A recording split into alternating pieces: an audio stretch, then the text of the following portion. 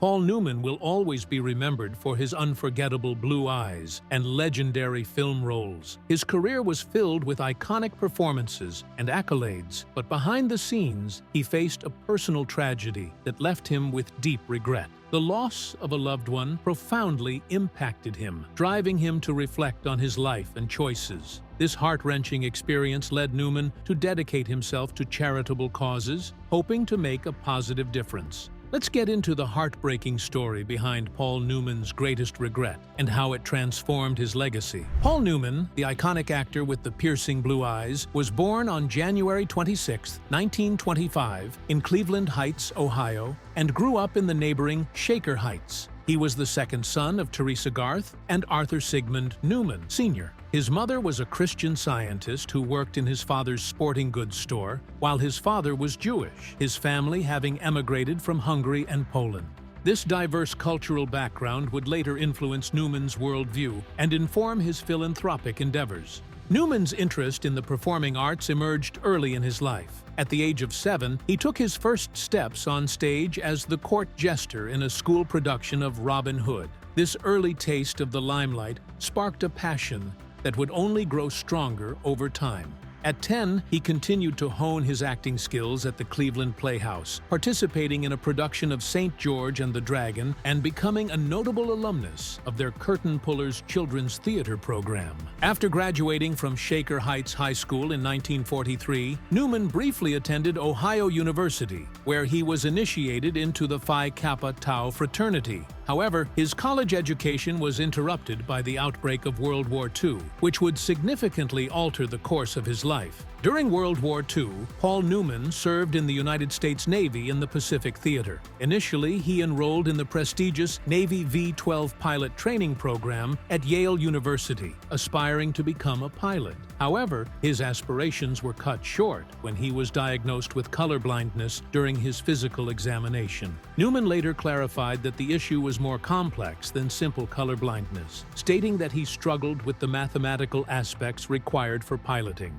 Interestingly, a subsequent test revealed that he wasn't actually colorblind, but by then he had already been dropped from the program. Undeterred by this setback, Newman continued his military service, attending boot camp and receiving training as a radioman and rear gunner. Despite his initial enthusiasm, he struggled with the gunner position. In his posthumous memoir, a friend from the service revealed that his comrades had to lie to Navy trainers to help him pass. Nevertheless, Newman persevered and qualified in torpedo bombers in 1944. He was sent to Barbers Point, Hawaii, and assigned to Pacific-based replacement torpedo squadrons VT-98, VT-99, and VT-100, responsible for training replacement pilots and aircrewmen, particularly in carrier landings. He later served as a turret gunner in an Avenger torpedo bomber. In the spring of 1945, Newman's unit was assigned to the aircraft carrier Bunker Hill, along with other replacements, shortly before the Battle of Okinawa. Fate intervened when the pilot of his aircraft was grounded due to an earache, and as a result, the entire crew, including Newman, was also grounded. Days later, the Bunker Hill was struck by a devastating kamikaze attack, resulting in the deaths of hundreds of crewmen and airmen, including members of Newman's unit. This tragic event was a stark reminder of the dangers of war and the capricious nature of fate. Newman's military service, though cut short by unforeseen circumstances, left a lasting impact on him. The experiences he gained, the camaraderie he shared with his fellow servicemen, and the horrors he witnessed shaped his character and worldview.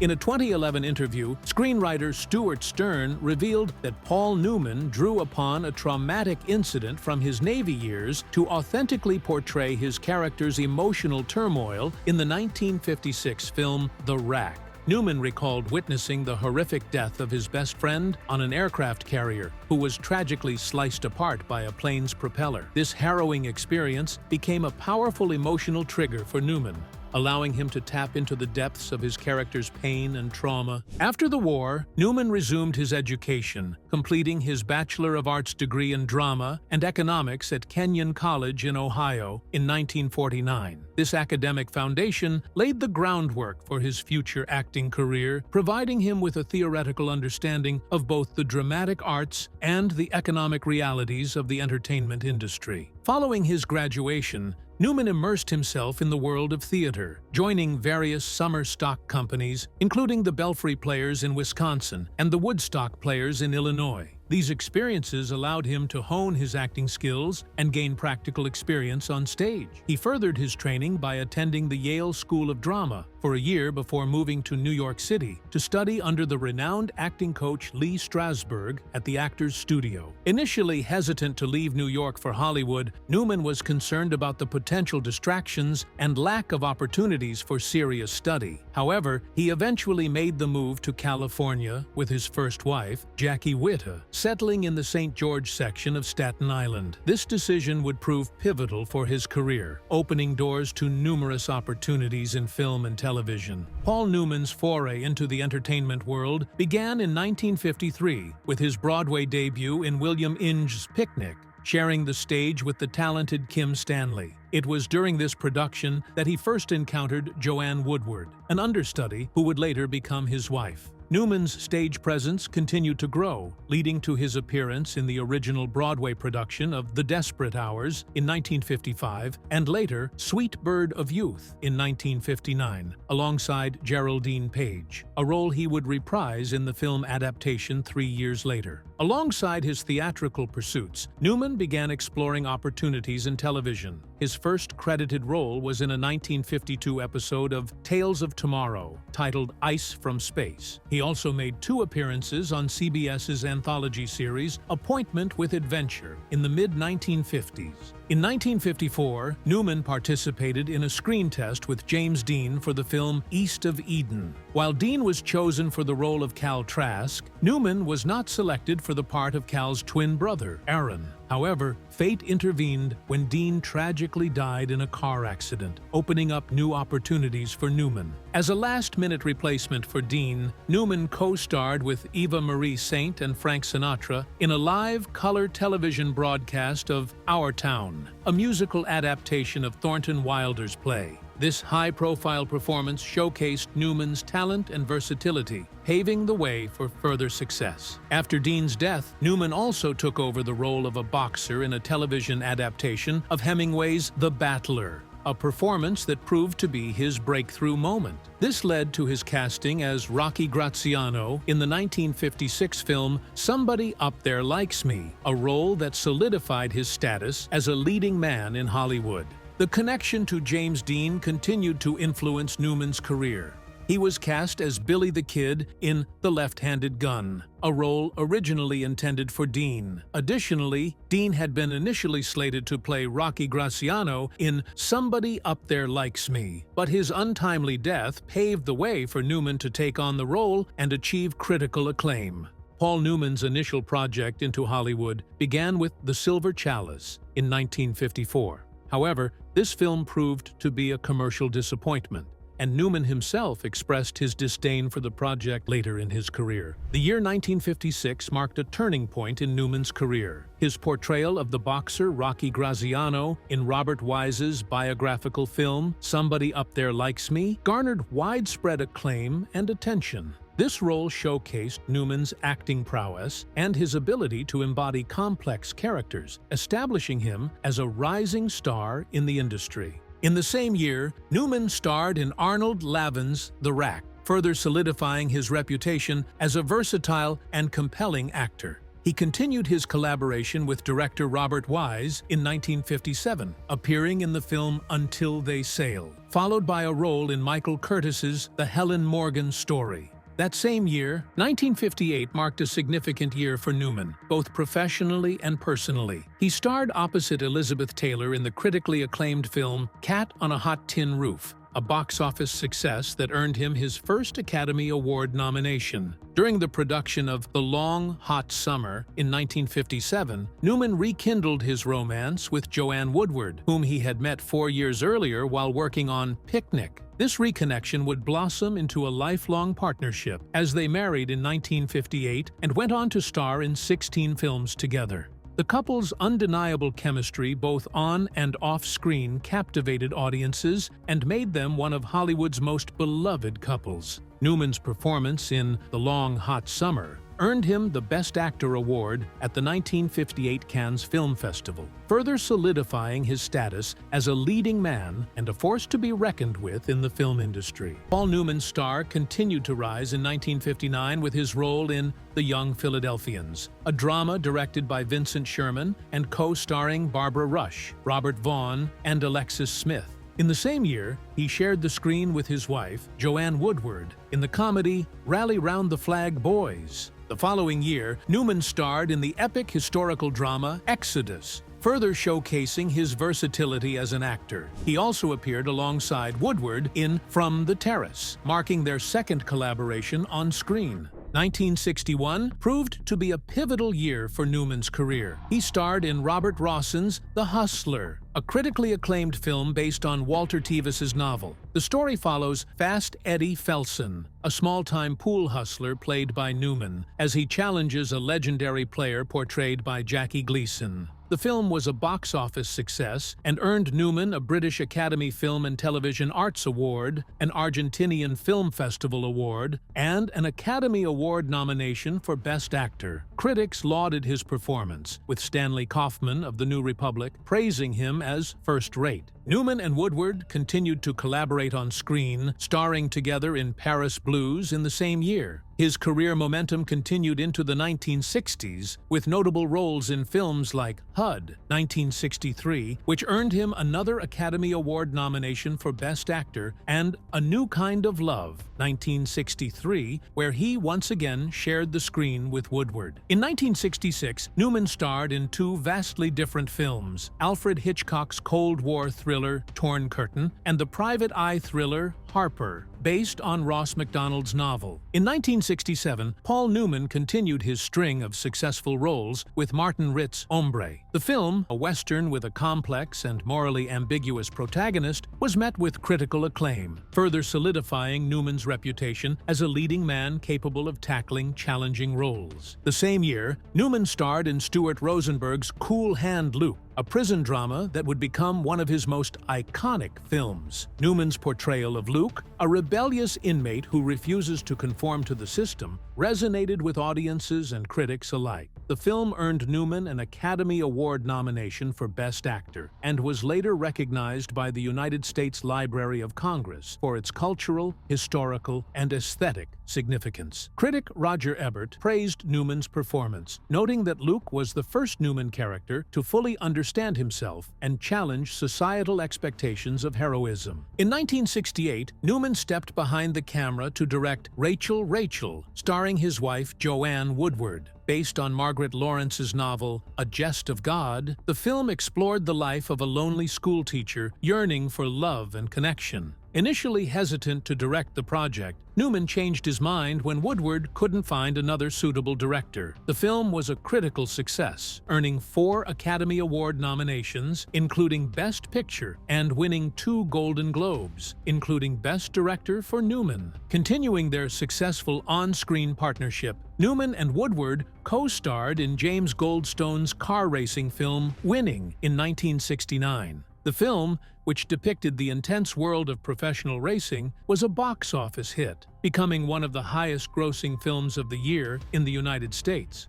In 1969, Paul Newman joined forces with fellow actor Robert Redford and director George Roy Hill for the iconic Western buddy film Butch Cassidy and the Sundance Kid. The collaboration began even before the script was written, with screenwriter William Goldman discussing the story's concept with Newman. Once the script was complete, Steve McQueen expressed interest in co-starring with Newman, even suggesting they jointly purchase the rights to the film. However, producer Paul Monash ultimately secured the rights, and Newman was cast as Butch, leading to Redford being cast as the Sundance Kid. During production, Newman's dedication to authenticity shone through. In a scene where his character performs bicycle tricks, a hired stuntman's performance failed to impress director Hill.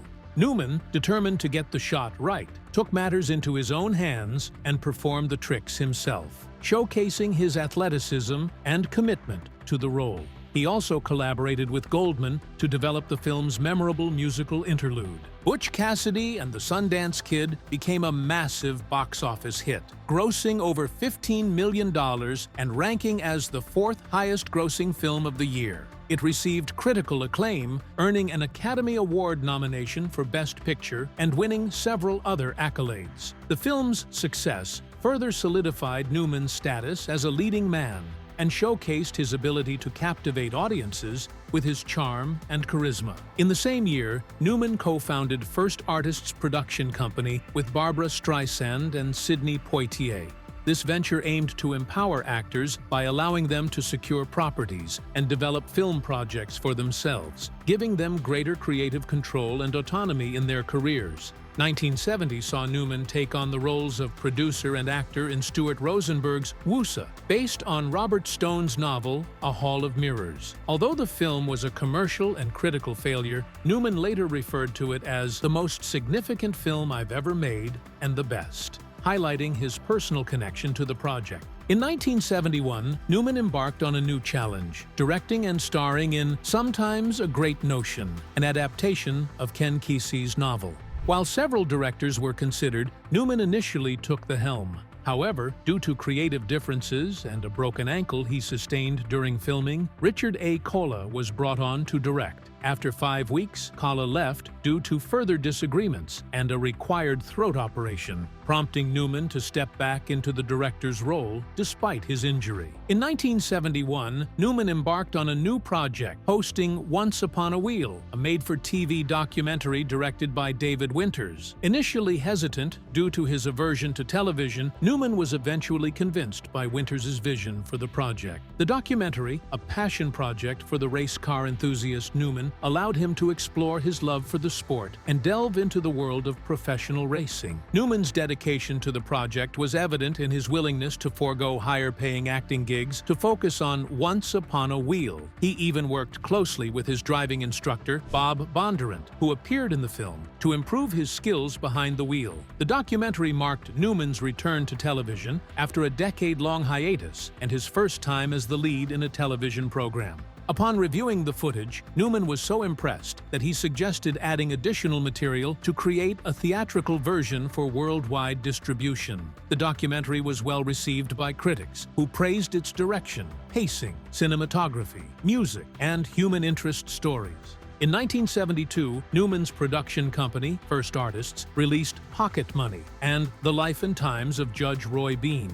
Additionally, Newman directed The Effect of Gamma Rays on Man-in-the-Moon Marigolds, an adaptation of the Pulitzer Prize-winning play. The film competed at the Cannes Film Festival, and Joanne Woodward received the Best Actress Award for her performance. 1973 marked a reunion with director George Roy Hill and actor Robert Redford in the critically acclaimed caper film The Sting. Newman received top billing, a hefty salary, and a percentage of the profits for his role in this box office smash. The film went on to win Best Picture at the Academy Awards, further solidifying Newman's status as a Hollywood heavyweight. In 1974, Newman co-starred with Steve McQueen in the disaster film The Towering Inferno. He played an architect trapped in a burning skyscraper he designed. Newman insisted on performing his own stunts and received a substantial salary plus a percentage of the film's impressive box office earnings. First Artists released another film in 1975, The Drowning Pool,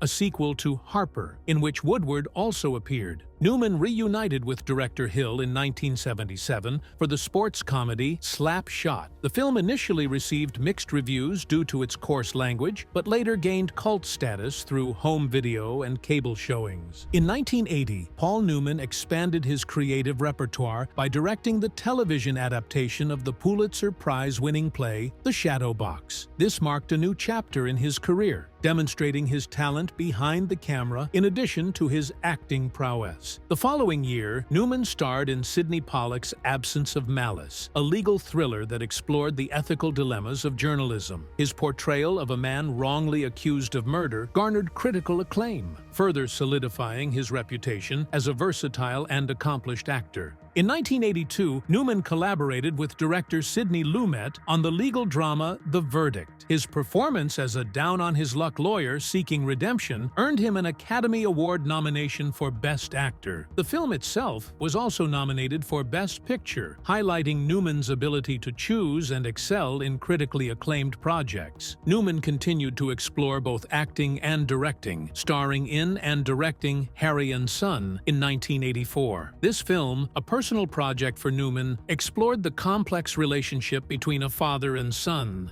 a theme that resonated deeply with him due to his own experiences. 1986 marked a significant milestone in Newman's career. He reprised his iconic role as Fast Eddie Felson in Martin Scorsese's The Color of Money, a sequel to The Hustler. This performance, 25 years after his initial portrayal of the character, finally earned him the Academy Award for Best Actor, a testament to his enduring talent and charisma. In the same year, Newman sued Universal Pictures for allegedly mishandling revenues from the video distribution of 4 of his films. The lawsuit, which sought a full accounting and damages, demonstrated Newman's business acumen and his willingness to fight for fair compensation for his work. Continuing his directorial pursuits, Newman helmed a screen adaptation of Tennessee Williams's The Glass Menagerie in 1987, starring his wife Joanne Woodward, John Malkovich, and Karen Allen. The film, presented in competition at the Cannes Film Festival, received praise for its faithful adaptation and the brilliant performances of its cast, further showcasing Newman's talent behind the camera. In 1990, Newman and Woodward reunited on screen for James Ivory's film adaptation of Mr. and Mrs. Bridge, based on Evan S. Connell's novel. This marked their final collaboration on film and showcased their enduring chemistry as a couple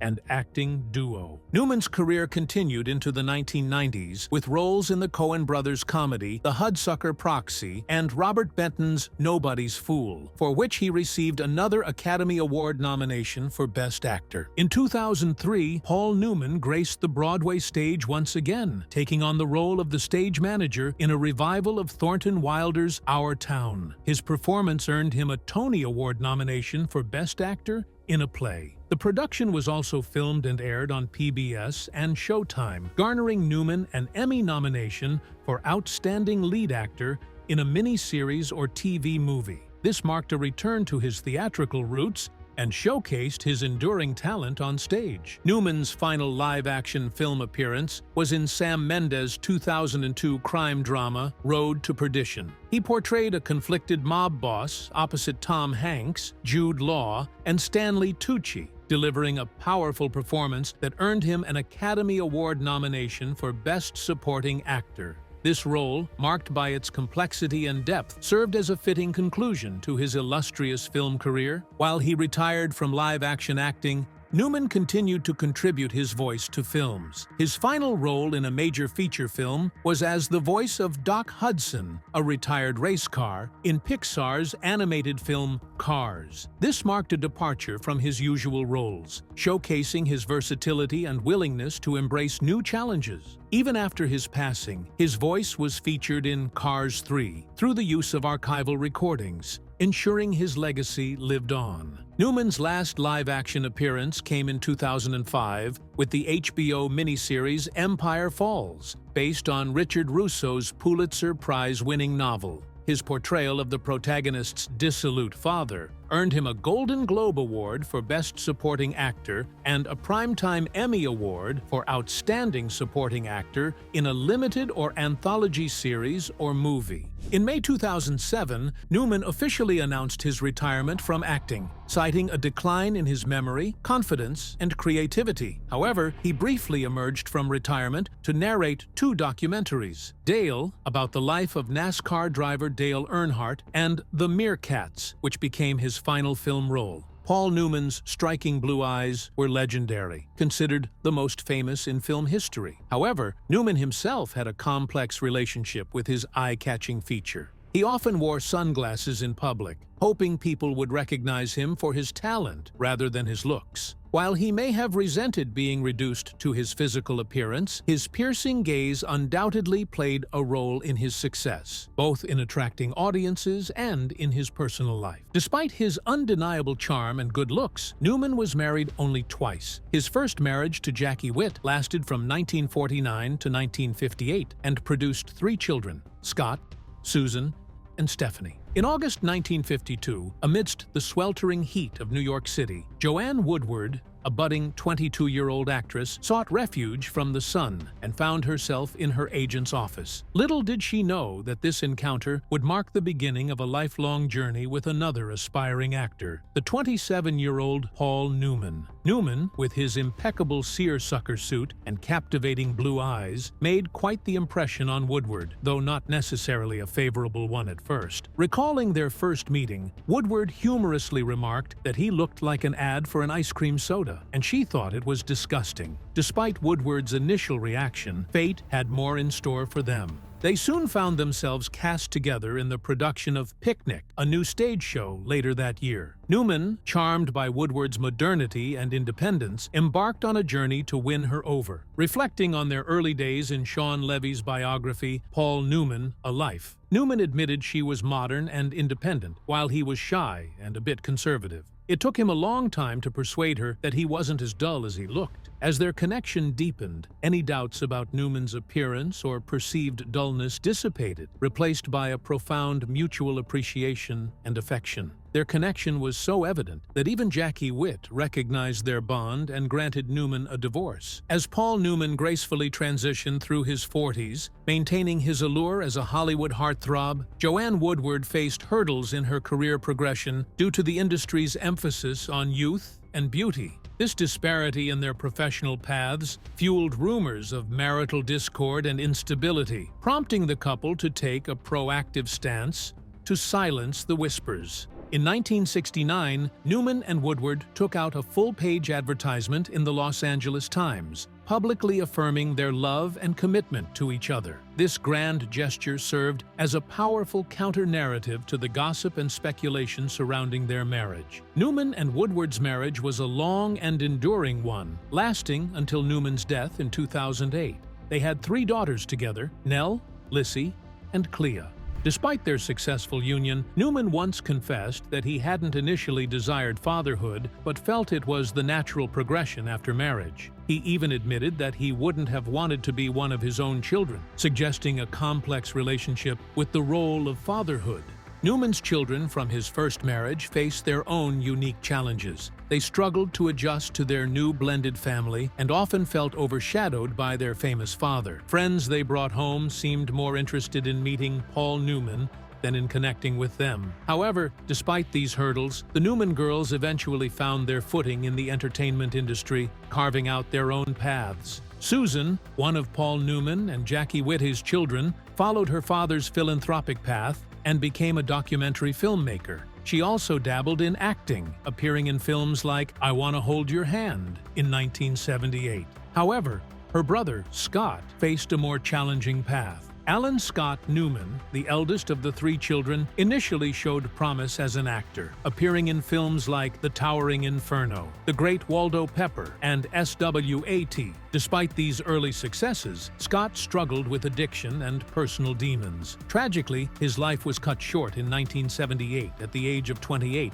due to a drug and alcohol overdose. Reflecting on his son's untimely death, Paul Newman expressed a deep sense of guilt and regret. He believed that Scott had always felt the pressure of living up to his famous father's legacy, constantly competing and seeking validation. Newman lamented the missed opportunities to truly connect with his son, attributing his ignorance of Scott's struggles to a lack of understanding and communication. In hindsight, Newman realized that Scott's excessive partying and substance abuse were not simply a phase of youthful rebellion, but a cry for help. He acknowledged his own failure as a father, expressing remorse for not recognizing the depth of his son's pain and for not intervening sooner. Newman's introspection also led him to examine his own demons. particularly his past battles with alcohol. He recognized the potential negative impact his drinking might have had on Scott and expressed remorse for not being a better role model. The depth of his despair even led him to contemplate suicide, hoping that his absence would free Scott from the perceived burden of his legacy and encourage him to seek help. While Scott's death shattered Paul Newman, it also sparked a profound transformation within him. His daughter Clea observed how the tragedy prompted her father to engage in deep soul-searching and personal growth. This introspection ultimately led him to channel his grief into positive action. In honor of his son's memory and to help prevent others from suffering a similar fate, Newman established the Scott Newman Center for Drug Abuse Prevention with a substantial donation. He also funded the Scott Newman Chair in Pharmacy at the University of Southern California, further contributing to research and education in the field of addiction. In the wake of his son's tragic death, Paul Newman's regrets extended beyond his relationship with Scott. He wished he had been more present and attentive to all his children, lamenting the fact that his fame and career had prevented him from providing them with a more normal life. However, this introspection also fueled his philanthropic endeavors. In 1982, he co-founded Newman Haas Racing, showcasing his passion for motorsports while raising funds for charitable causes. He also established the Hole in the Wall Gang Camp, a summer camp for children with serious illnesses, providing them with a haven of joy and support. In 2006, he opened the Dressing Room Restaurant to benefit the Westport County Playhouse, further demonstrating his commitment to giving back to the community. While Newman's philanthropic efforts continued, his acting career gradually slowed down in the late 2000s. In a moment of self-deprecating humor, he once remarked that his salad dressing was out-earning his movies. However, behind the jokes lay a deeper truth. In 2007, reports surfaced that Newman was losing confidence in his acting abilities, a claim that was later revealed to be related to his declining health. The real reason for his withdrawal from the spotlight became clear when he declined a role in the 2008 production of Mice and Men due to health concerns. It was revealed that Newman was battling lung cancer, a diagnosis he had reportedly confided in his former business partner 18 months earlier. Despite his spokesman's claim that he was doing well, the truth of his illness became increasingly apparent. Paul Newman, the legendary actor known for his striking blue eyes and charismatic presence, passed away on September 26, 2008, at the age of 83 after a battle with lung cancer. He was laid to rest in a private funeral service, followed by cremation. Newman's enduring love story with Joanne Woodward, spanning 40 years, is a testament to their commitment and a remarkable feat in the often tumultuous world of Hollywood. Newman famously addressed rumors of infidelity with a witty remark, "Why go out for a hamburger when you have steak at home?" Despite occasional whispers of affairs, their marriage remained strong, and their love story was immortalized in the 2022 HBO Max docuseries The Last Movie Stars, directed by Ethan Hawke. The series utilizes compiled tapes of Newman and Woodward's conversations, with their voices recreated by George Clooney and Laura Linney, respectively. These same tapes also form the basis of Newman's posthumous memoir, Paul Newman, The Extraordinary Life of an Ordinary Man. Initiated in the 1980s with the help of screenwriter Stuart Stern and other friends, the project was discovered in the home where Newman's widow, Joanne, still resides. The memoir offers a candid and intimate glimpse into Newman's life, thoughts, and experiences, including his struggles with the loss of his son, Scott. Publisher Alfred A. Knopf revealed that the book delves into Newman's rise to fame, his insecurities about comparing himself to other actors like James Dean and Marlon Brando, and his evolution beyond acting into a successful race car driver, activist, entrepreneur, and philanthropist. The memoir provides a comprehensive and unfiltered look at the man behind the iconic persona, revealing his vulnerabilities, ambitions, and the events that shaped his remarkable life. Paul Newman's legacy extends far beyond his acting career. He was a multifaceted individual who made significant contributions to various fields, leaving behind a lasting impact on both the entertainment industry and the world at large.